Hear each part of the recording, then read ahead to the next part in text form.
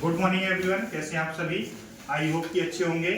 आज हम आपको बताने वाले हैं 12th क्लास के यूपी बोर्ड के पॉइंट ऑफ व्यू से बहुत इंपॉर्टेंट चैप्टर्स है बायोलॉजी का, ठीक है, जिसका नाम है process of recombinant DNA technology. अगर आप बात करेंगे तो सीबीएसई बोर्ड के लिए, यूपी बोर्ड के लिए, आपको दोनों ही बोर्ड्स के लिए ये पॉइंट आपके लिए बहुत ज्यादा इंपॉर्टेंट रहता है। इससे काफी क्वेश्चंस पूछे जाते हैं बार बार। अब हम चलते हैं अपने टॉपिक की ओर।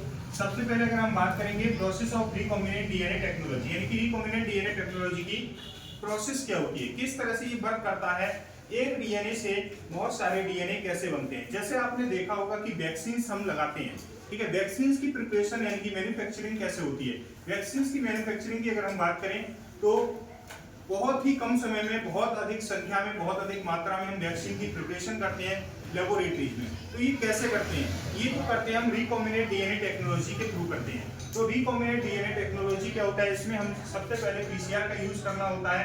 पीसीआर का क्या होता है, पॉलीमरेज चेन रिएक्शन, यानी कि पॉलीमरेज एंजाइम की सहायता से चेन की फॉर्मेशन करनी होती है। चेन की रिएक्शंस को हम इसमें शो करते हैं, इसी को बोला जाता है पॉलीमरेज चेन रिएक्शन। अगर इसके लिए समझें तो सबसे पहले हम देखते हैं कि कोई एक डीएनए सेगमेंट होता है, ठीक है, डीएनए के सेगमेंट होता है, ये डबल स्ट्रैंडेड डीएनए है, इसमें दो स्ट्रैंड है, एक 5' to 3' है, एक 3' to 5' है। इसमें कुछ पार्ट्स जो है डीएनए का एम्प्लीफाइड रीजन के रूप में वर्क करता है। एम्प्लीफाइड रीजन क्या कहलाता है, एम्प्लीफाइड रीजन की अगर हम बात करें तो एम्प्लीफाइड रीजन जो होता है जिससे टेम्पलेट डीएनए की फॉर्मेशन होती है या रिकॉम्बिनेट करेगा, यानी कि एक डीएनए के भाग से दूसरा डीएनए बनेगा, जिस भाग से बनेगा उसी को हम बोलते हैं एम्प्लीफाइड रीजन।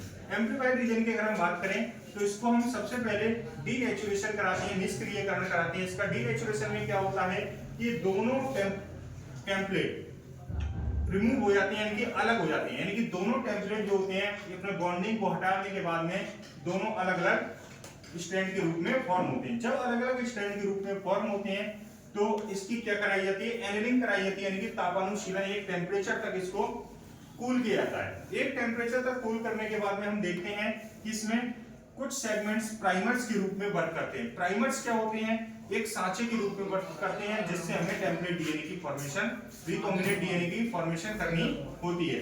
रिकॉम्बिनेंट डीएनए की फॉर्मेशन के लिए सबसे पहले हमें क्या करना होता है, प्राइमर्स का यूज करना होता है।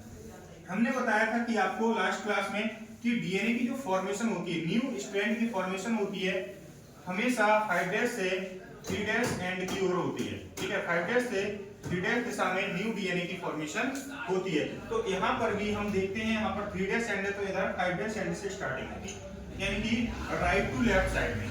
अगर हम इस वाले स्ट्रैंड पर देखेंगे तो 3' से 5' है ये, तो इस पर लेफ्ट साइड से राइट साइड में फॉर्मेशन होगी न्यू स्ट्रैंड की। तो इसी तरह से इस फॉर्मेशन के लिए कौन से एंजाइम की जरूरत होगी, तो सबसे पहले इसमें एक पॉलीमरेज एंजाइम की आवश्यकता होती है। पॉलीमरेज का भी एक टाइप होता है टैग पॉलीमरेज एंजाइम।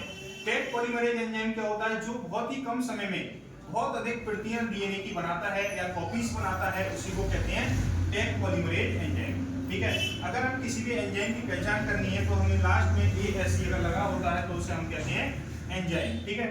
इसके साथ में डीऑक्सीन्यूक्लियोटाइड की जरूरत पड़ती है। डीऑक्सीन्यूक्लियोटाइड की जब आवश्यकता होती है, उसी के साथ में जब ये दोनों बात करते हैं तो इस प्राइमर्स की हेल्प से ये बहुत सारे, यानी कि जहां तक ये एम्प्लीफाइड रीजन है वहां तक ये स्ट्रैंड की, न्यू स्ट्रैंड की फॉर्मेशन कर लेते हैं।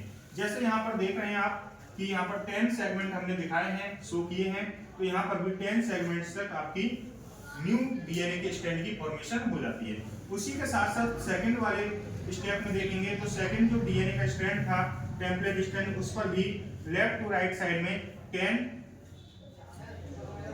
10 पार्ट्स तक ये ग्रोथ हो जाती है। इसी तरह से ये दोनों सेगमेंट हमारे बन जाते हैं और ये एक्सटेंशन कहलाती है। ये प्रोसेस जो होती है एक्सटेंशन कहलाती है, यानी कि प्राइमर्स का क्या हो गया, एक्सटेंशन हो गया, यानी कि टेम्पलेट डीएनए का एक कॉम्प्लीमेंट्री डीएनए रेडी होता है। तो इसी तरह से हमने देखा कि एक डीएनए से दो डीएनए की फॉर्मेशन हो जाती है। इसी तरह से कुछ ही घंटों में लाखों करोड़ों संख्या में एक डीएनए से दो दो तीन तीन डीएनए फॉर्म होते हैं। इसी को कहते हैं हम पीसीआर का प्रदर्शन, या फिर कहते हैं process of recombinant DNA technology.